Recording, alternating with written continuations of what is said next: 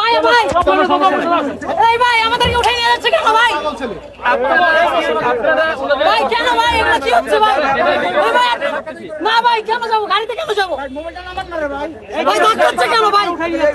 ভাই ধাক্কাচ্ছে কেন আপনারা কেন ভাই? আপনারা কেন তুলে নিচ্ছে? কেন তুলে নিচ্ছে? জানি না ভাই কেন তুলে নিচ্ছে আপনি কি জানেন না? ভাই প্লিজ হেল্প মি ভাই। না ভাই ওনাকে কেন তুলছেন? ওনাকে কেন তুলছেন? সেটা আমরা বলবো ভাই, আমাদের কাছে মানে আপনারা কেন তুলছেন সেটা একটু বলবেন। মানে ওনাদের বিরুদ্ধে কি অভিযোগ বা কেনই বা ওনাদের তুলছেন সেটা একটু বলবেন আপনারা। জিজ্ঞাসাবাদ করার জন্য আমাদের জিজ্ঞাসাবাদ করতে দেন, আমরা কথা বলে সময় মতো সবকিছু জানতে পারবেন। আমাদের কাছে ওরকম এখনো ডিটেইল কোনো ইনফরমেশন নেই। আমাদের রাইট আছে একজনের সাথে দুটো কথা বলার, সেই কথাটুকু বলতে দেন। কথাটুকু বলতে তার মানে আপনারা বলছেন কোনো ধরনের অভিযোগ এখনো তাদের বিরুদ্ধে নাই? আমরা জিজ্ঞাসাবাদের পরেই বলতে পারবো।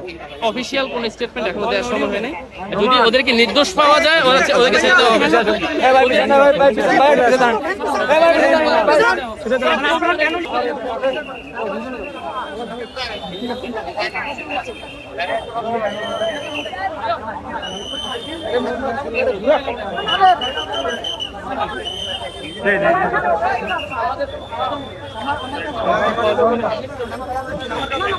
আমাদের কাছে করতে দেন।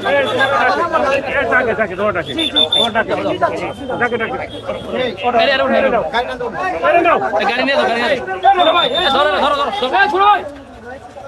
ধরো, সমস্যা ভাই আস্তে আস্তে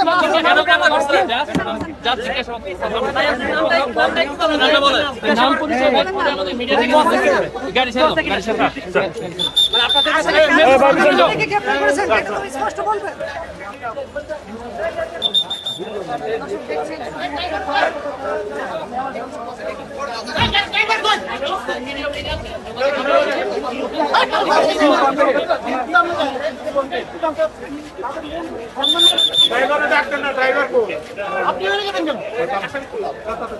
কালো পতাকা থাকায় এটা করেছেন এখানকার আইন শৃঙ্খলা রক্ষাকারী বাহিনী সদস্য পুলিশ।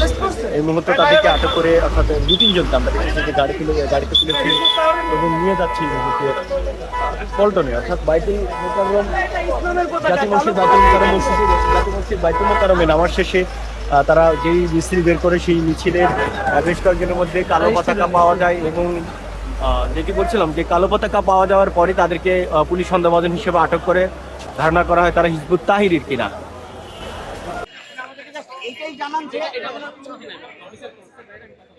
মানে আপনারা কেন আটক করেছেন বা তাদেরকে কি দেখে মূলত হচ্ছে তাদেরকে আটক করেছেন বা কি মনে হচ্ছে কেন তাদেরকে গাড়িতে তুললেন?